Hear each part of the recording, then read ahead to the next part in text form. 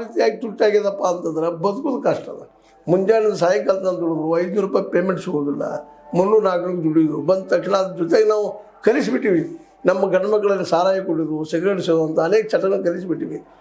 ಅವ್ರು ಅದನ್ನು ಮಾಡಿದ್ರೆ ಗುಟ್ಕಾ ತಿಂದು ಮತ್ತೆ ರೋಗ ಮಾಡ್ಕೊಳ್ಳೋದು, ಜೊತೆಗೆ ದುಡ್ಡು ಕಡಿಮೆ ಆಗ್ತದೆ, ಆರ್ಥಿಕವಾಗಿ ಆಹಾರ ಪದ್ಧತಿನೂ ವೇಸ್ಟ್ ಆಗ್ತದೆ, ಏನೋ ಇದ್ದು ತಿಂದು ಹೋಗುವಂಥ ಬದುಕುವಂಥ ಅನಿವಾರ್ಯತೆಗಳು ಬರೋದ್ರಿಂದಾಗಿ ಸಹಜ ಸಮಾಜ ವೀಕ್ ಆಗ್ತಾ ಹೋಗ್ತದೆ.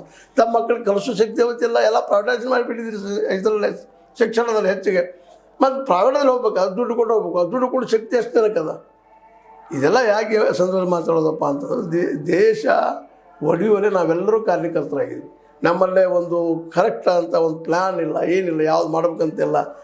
ಕೇವಲ ಅವತ್ತು ದಿನ ದಾಡಿ ಸಾಕಪ್ಪ. ನಮ್ಮ ರಾಜಕೀಯ ಹಂಗಾಗಿದ್ದಪ್ಪ ಅಂದ್ರೆ ಈಗ ಗೆದ್ರೆ ಸಾಕು, ಗೆದ್ದಾಗ ಬೇಕಾದ ಆಶ್ವಾಸನೆ ಕೊಡೋದು, ನೀವು ಮ್ಯಾನಿಫೆಸ್ಟೋ ತೋರಿಸು ಇವೆಲ್ಲ ಮಾಡ್ತೀವಿ. ಗೆದ್ದು ಮುಗಿತಲ್ಲೋ ನೀವ್ಯಾರು ನಾವ್ಯಾರು, ಈ ಪ್ರಸಂಗ ಇವತ್ತದ. ಹೀಗಾಗಿ ನಮ್ಮಲ್ಲಿ ಡಿವೈಡ್ ಆಗ್ಯಾವ, ಮನಸ್ಸುಗಳು ಒಂದಾಗ್ತಾ ಇಲ್ಲ.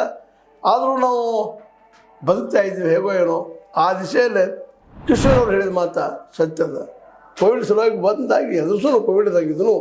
ಆದ್ರೆ ಅದು ಎದುರಿಸ್ಬೇಕಾದ್ರೆ ನಮ್ಮಲ್ಲಿ ಸ್ವಲ್ಪ ಆರ್ಥಿಕ ಸ್ಥಿಮಿತ ಬೇಕಲ್ಲ, ಅದೇನು ಮಾಡ್ತಾ ಇದ್ದೀರಿ ಅಂತೇಳಿ 54 ಲಕ್ಷ ಕೋಟಿ ರೂಪಾಯಿ ಬಜೆಟ್ ಮಂಡಿಸಿದ್ರು ಸಹಿತ ನಮ್ಮಲ್ಲಿ ಬಡತನ ಯಾಕೆ ಹೋಗ್ತಾ ಇಲ್ಲ, ನಿರುದ್ಯೋಗ ಇದು ಯಾಕೆ ನಮ್ಮನ್ನು ಬಿಟ್ಟು ದೂರ ಹೋಗ್ತಾ ಇಲ್ಲ, ಶಿಕ್ಷಣ ಯಾರಿಗೆಲ್ಲರಿಗೂ ಯಾಕೆ ಸಿಗ್ತಾ ಇಲ್ಲ, ಯಾಕಪ್ಪ ಅಂತಂದ್ರೆ ಇವತ್ತೆಲ್ಲ ಅಷ್ಟು ದುಡ್ಡು ನೀವು ಇನ್ವೆಸ್ಟ್ ಮಾಡಿದ್ರು ಸಹಿತ ಆ ದುಡ್ಡು ನಡಕ್ಕೆ ಗಾಳಿಯಲ್ಲಿ ಎತ್ತಿಯಲ್ಲಿ ಹೋಗೋದ್ರಿಂದಾಗಿ ಪರ್ಸೆಂಟೇಜ್ ಮೇಲೆ ವ್ಯವಹಾರಗಳಾಗೋದ್ರಿಂದಾಗಿ ಅನಿವಾರ್ಯವಾಗಿ ಕೆಲವು ಜನ, ಈ ದೇಶದ 10% ಜನ ಈ ಎಲ್ಲ ಸವಲತ್ತುಗಳನ್ನು ಅನುಭವಿಸಿದ್ರೆ ಇನ್ನು 90% ಜನ ಕೇವಲ ಏನು ಸ್ಕೀಮ್ಗಳಿಗಾಗಿ ಅನ್ನ ಭಾಗ್ಯ ಕೊಡಪ್ಪ, ಚಹಾ ಭಾಗ್ಯ ಕೊಡು, ಚುರುಮುರಿ ಭಾಗ್ಯ ಕೊಡು, ಇನ್ನೇ ಭಾಗ್ಯಗಳು ಅವೆಲ್ಲ ಭಾಗ್ಯ ಕೊಡು ಅಂತ ಕೇಳೋ ಪ್ರಸಂಗ ಬಂದಂಥದ್ದು. ಇದಕ್ಕೆ ಅರ್ಥ ಏನೋ ನಾವು ಭಿಕ್ಷುಕರ ಎಣಿದ್ಬಿಟ್ಟಿವಿ. ಈ ಭಿಕ್ಷುಕರನ್ನು ಮಾಡಿದವರು ಯಾರು ಅನ್ನೂ ಸಹಿತ ಇವತ್ತು ವಿಚಾರ ಮಾಡುವಂಥ ಪ್ರಸಂಗದ ಇದರಲ್ಲಿ ಕಿಶೋರ್ ಅವರು ಹೇಳಿದಂಥ ಮಾತನ್ನೆಲ್ಲ ಭಾಳ ಸತ್ಯದ.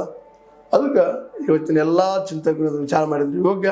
ಅವ್ರು ಹೇಳುವಂಥದ್ದು ಏನಪ್ಪ, ಈ ಒಡಕ್ಕೆ ಮಾಡೀವಿ, ಅದು ಕೂಡಿಸೋಂಥ ಕೆಲಸ ಆಗಲಿ, ಮೊದಲ ಉದ್ಯೋಗ ಎಲ್ಲ ಸಿಗುವಂಥದ್ದಾಗಲಿ, ಶಿಕ್ಷಣ ಮತ್ತು ಆರೋಗ್ಯ ಸಿಕ್ಕರೆ ಎಷ್ಟು ದೇಶ ಅಭಿವೃದ್ಧಿ ಆಗೇ ಆಗ್ತದೆ.